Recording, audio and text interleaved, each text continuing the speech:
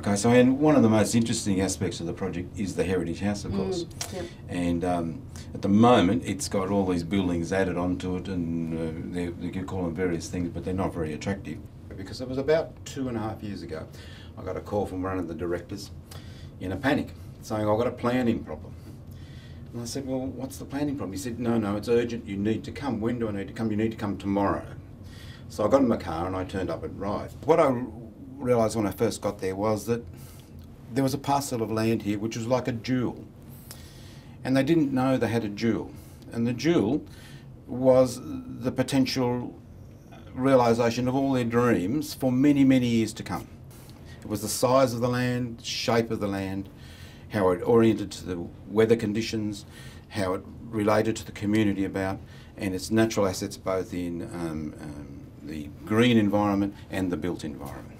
So the development, the design where it's headed is basically retention of all the natural green assets as we can do, retention of the heritage building on the site, which is a wonderful thing to put in a development like this, and the size of the land and the orientation that we could place a perimeter development around the site and have a large courtyard in the middle, which give us a space for community, for interaction. At the moment there's plannings for 470 apartments on site.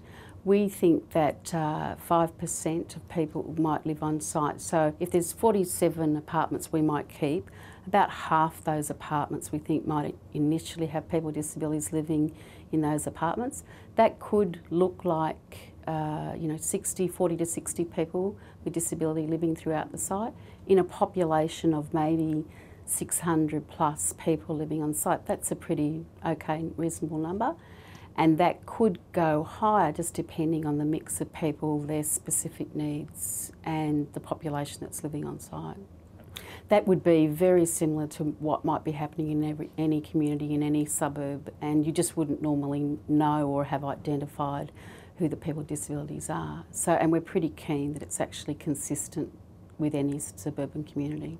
I think the community will really like it when it's finished because we haven't overdeveloped it. So there won't be walls of building.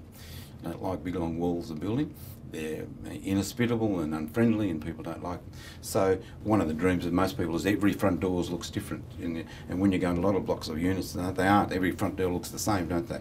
So you have a capacity here with the generosity of this site to be able to achieve all those things.